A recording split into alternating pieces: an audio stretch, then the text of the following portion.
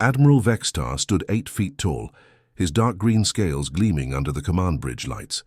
His massive claws made soft clicking sounds as he tapped them against the holographic display floating in front of him. The image showed a small blue and green planet spinning slowly in the darkness of space. Earth, just another world to conquer. The Draconian Empire had been expanding across the galaxy for over 300 years. Vextar had personally led the conquest of 12 different star systems. He remembered each victory clearly. The bird-like Etherians had surrendered after seeing just one dreadnought. The crystal beings of Zephyria had tried to negotiate but ended up as slaves anyway. The furry Velkans had put up a decent fight for about 6 hours before their cities fell. But this mission felt almost insulting. Earth was home to creatures the Galactic Council called humans. According to every report he had read, they were soft, pink, and completely helpless. They had only recently discovered nuclear energy and still used chemical rockets to barely reach their own moon. The intelligence files labeled them as Class C primitives with no interstellar capability. "Admiral?" his aide Captain Zor hissed, his reptilian tongue flicking out nervously. "The Third Conquest Armada awaits your orders. All ships report. Ready for hyperspace jump." Vextar's golden eyes gleamed with satisfaction as he looked at the fleet status display. 12 massive dreadnoughts, each one capable of destroying entire cities from orbit. 40 heavy cruisers packed with enough firepower to level mountains. 200 support vessels carrying everything from fighters to ground assault mechs, and, most importantly, 500,000 elite Draconian shock troops ready to storm the planet's surface. It was massive overkill for such a weak target. Most conquered worlds only needed 1 or 2 dreadnoughts, but High Command wanted to make an example of Earth. They wanted the galaxy to see what happened to any world that dared exist without joining the Empire. "Tell me again why we need such a large force for this primitive world," Vextar asked, though he already knew the answer. "The humans have been broadcasting radio signals across the galaxy for decades," Zor replied. "High Command believes other species are watching to see how we handle them. A quick, overwhelming victory will discourage any thoughts of resistance from future targets." Vextar nodded slowly. That made sense. Fear was the Empire's greatest weapon. When other civilizations saw how easily the humans fell, they would surrender immediately rather than face the same fate. "Set course for Earth," he rumbled, his deep voice carrying across the bridge. "Maximum speed. This will be over before the day ends." The massive fleet began powering up their hyperspace engines.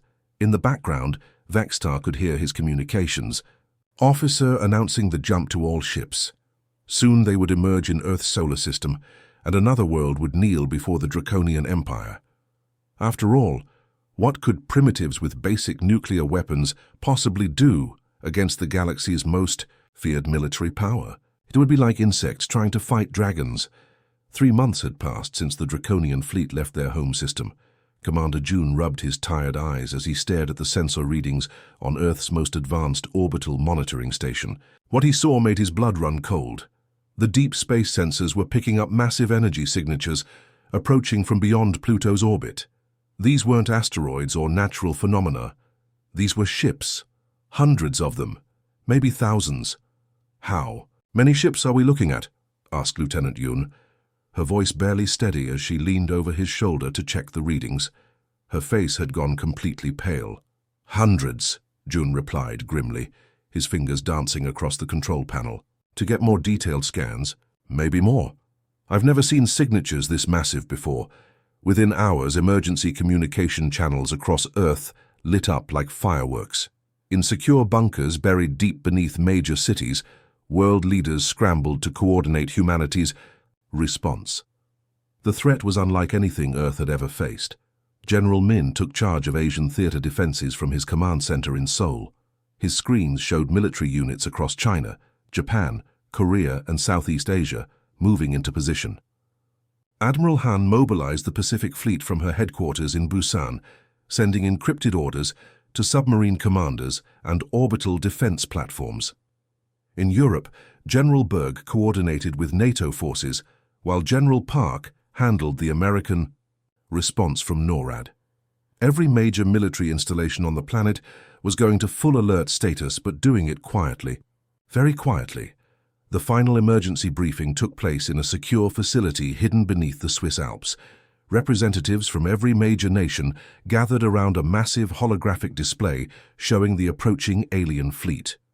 "They think we're primitives," Dr. G announced to the assembled leaders, adjusting his glasses as he studied the intelligence reports. "Every communication we've intercepted from other galactic civilizations refers to us as backward, helpless, barely capable of reaching our own moon." President Chen leaned forward in her chair. "And we've been encouraging that belief for decades." "Exactly," Dr. G continued. "Our fake technology broadcasts, our deliberately primitive space program, our careful management of what signals leave Earth. They have no idea what we're really capable of."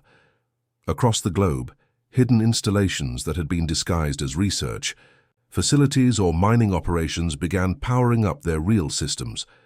Orbital platforms that had been cloaked for years started running final system checks. Underground manufacturing facilities increased production of advanced weapons that officially didn't exist. In the depths of Earth's oceans, massive submarine bases opened their hidden docks. Spacecraft that looked nothing like the primitive rockets the aliens expected began emerging from camouflaged launch facilities built into mountains and ocean floors.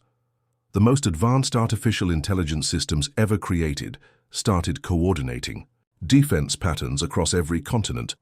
Quantum communication networks that connected every major military installation began transmitting final battle plans. Earth had been preparing for this day for over 50 years. The trap was set, and the aliens were walking right into it.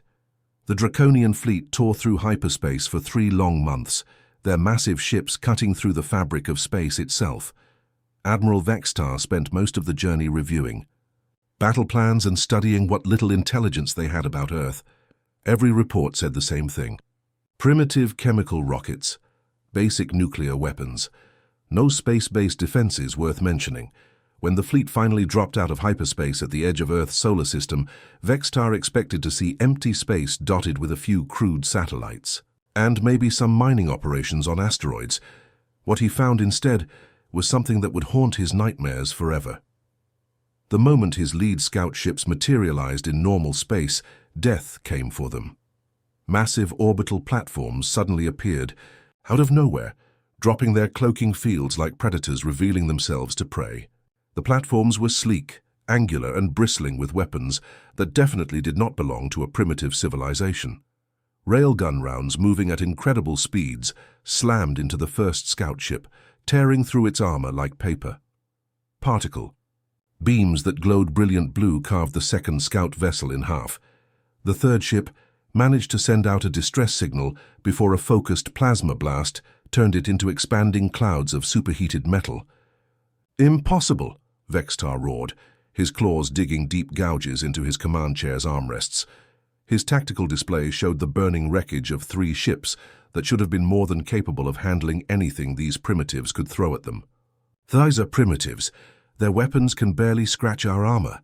On Defense Platform Alpha 7, Captain Sun watched the alien ships through her viewport with calm, steady eyes. She had been waiting for this moment for 15 years. Ever. Since joining Earth's secret orbital defense program. Her platform was one of 50 hidden throughout the solar system, each one armed with weapons that officially didn't exist. "Welcome to Earth," she whispered, her fingers dancing across her targeting console as she locked onto the next wave of enemy ships approaching her sector. Her railgun fired again, the magnetic acceleration system launching a tungsten rod at nearly 10% of light speed. The projectile punched through an alien cruiser's shields and hull, leaving a perfectly round hole that vented atmosphere and crew into space. But Admiral Vextar refused to believe what he was seeing. His pride and 3 centuries of easy victories clouded his judgment. He convinced himself that the humans had simply gotten lucky, maybe salvaged some advanced weapons from a crashed alien ship or stolen technology from another civilization. "All ships maintain course," he commanded, his voice steady despite the growing unease in his chest. "These primitives just expended their only advanced weapons. Press the attack." The Draconian armada pressed forward, their massive dreadnoughts leading the charge toward Earth. But what Vextar didn't know was that every movement his ships made was being tracked, analyzed, and countered by the most advanced artificial intelligence networks ever created.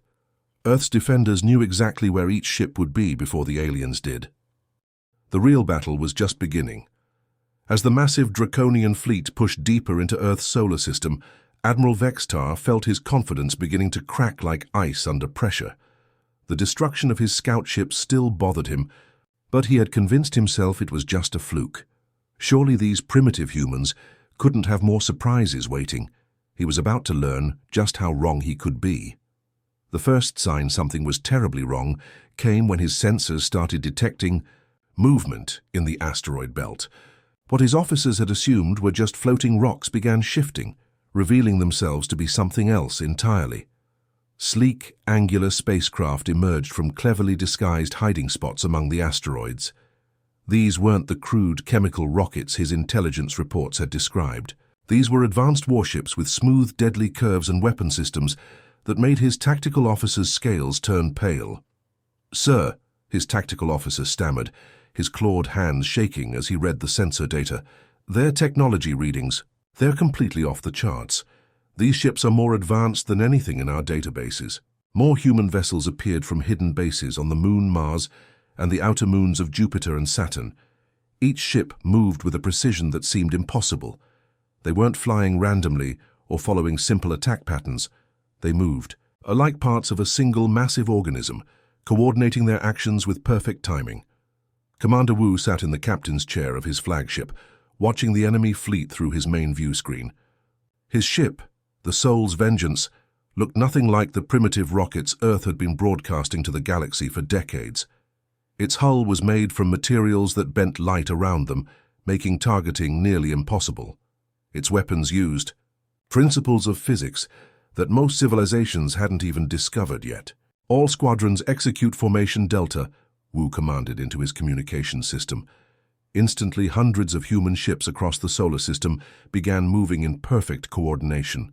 His ship's artificial intelligence was linked to every other vessel in the fleet, sharing targeting data and tactical information faster than any biological brain could process. The humans had spent over 50 years perfecting this deception. While broadcasting primitive radio signals and launching crude rockets that barely reached orbit, they had secretly developed technology that surpassed anything the known galaxy had ever seen. Underground factories had built these ships, hidden. Research facilities had developed weapons that could tear through any known armor. Secret training programs had prepared crews for exactly this moment. Vextar watched his tactical display with growing horror as more and more human ships revealed themselves. They had been completely surrounded without realizing it. Every asteroid, every moon, every seemingly empty patch of space had been hiding advanced human warships. "How many ships do they have?" he whispered to himself, watching the count on his display climb higher and higher. The terrible truth was beginning to dawn on him. The humans hadn't just been hiding a few advanced weapons. They had built an entire secret military that made his supposedly unstoppable fleet look like children. Playing with toys, they had been deceived. Completely and utterly deceived. The space battle had been going poorly for Admiral Vextar, but he still had one advantage left. His ground forces were legendary across the galaxy. Draconian shock troops had never been defeated in planetary combat. Their 8-foot-tall frames, natural armor, and brutal weapons had crushed resistance on dozens of worlds.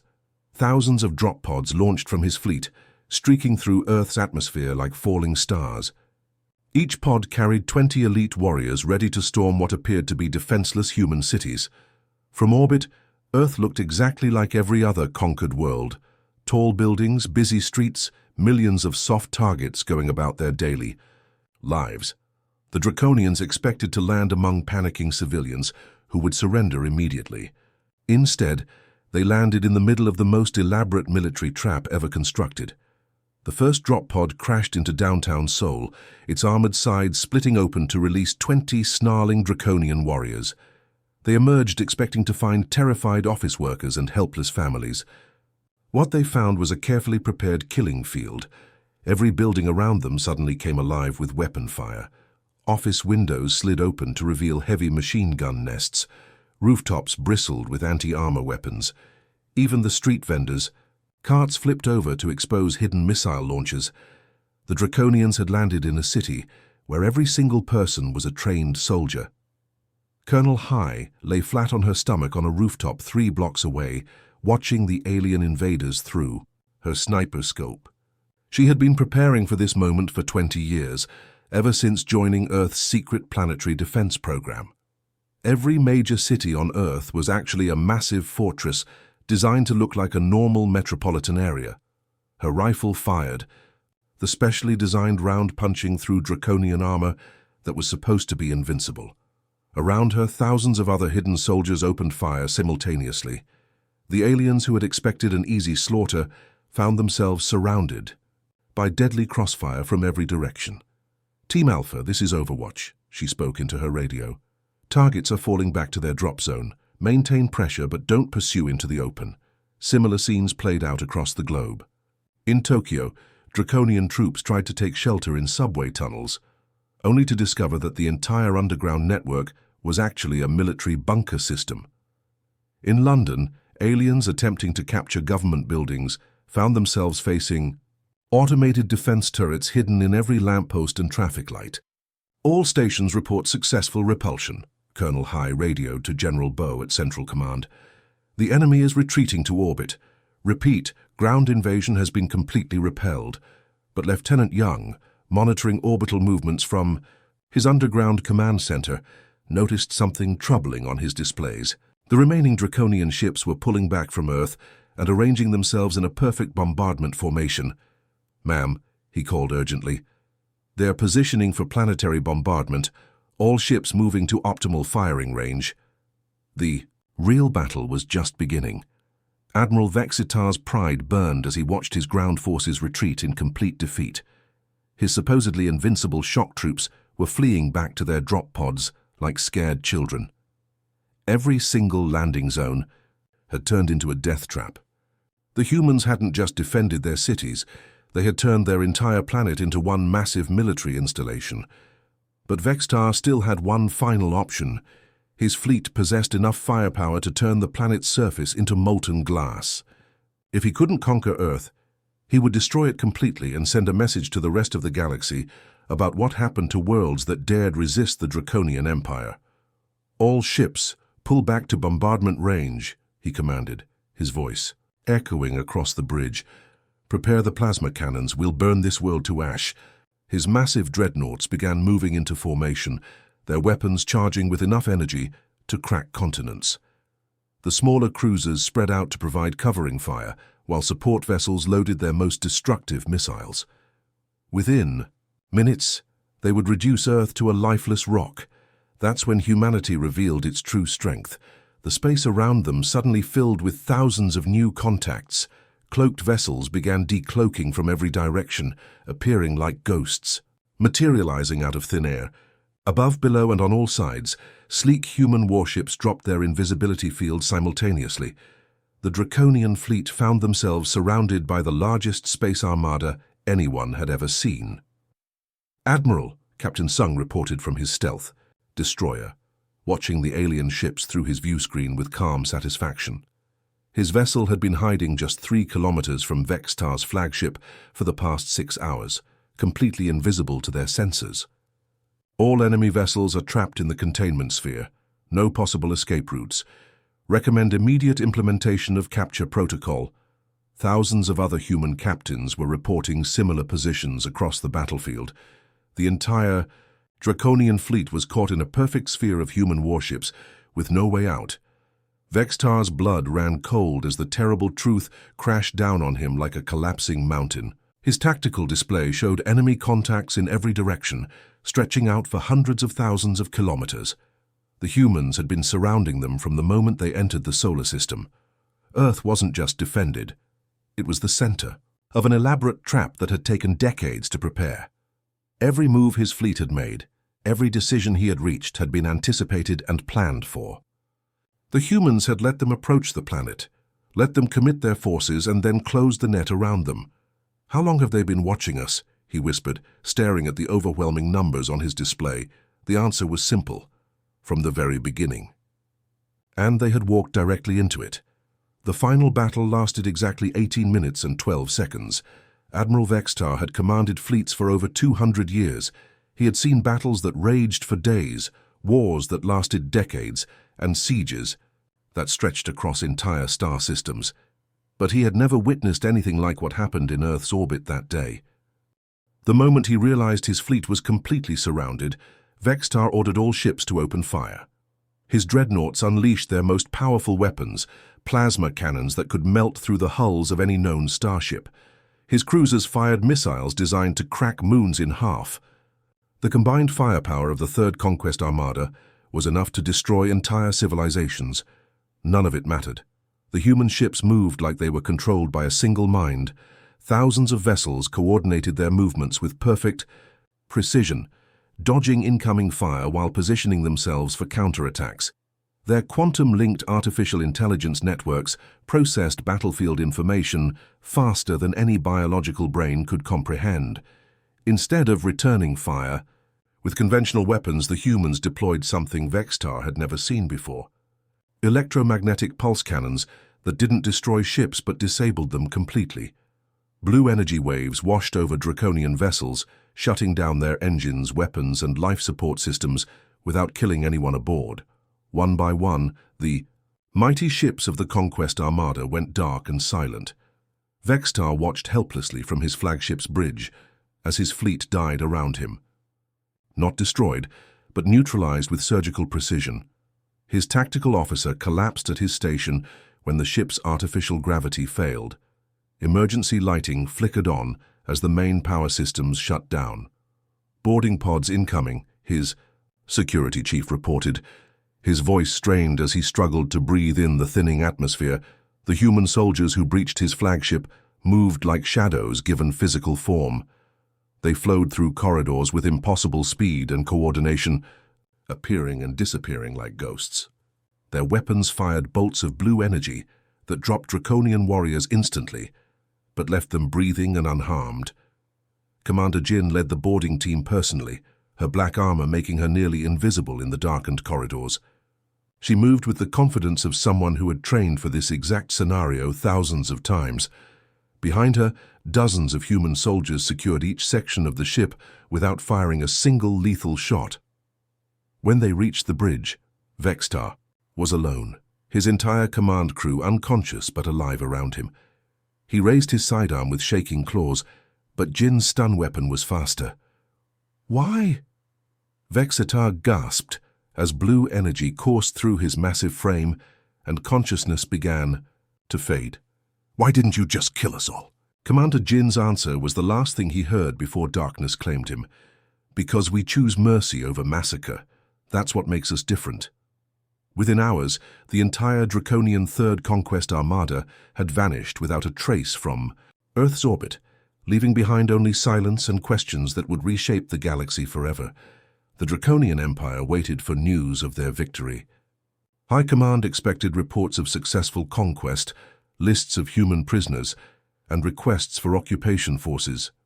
Instead, they received nothing. No communications, no status updates, no signals of any kind from the Third Conquest Armada at EC. First, the Draconian leadership assumed communication equipment had been damaged during the battle.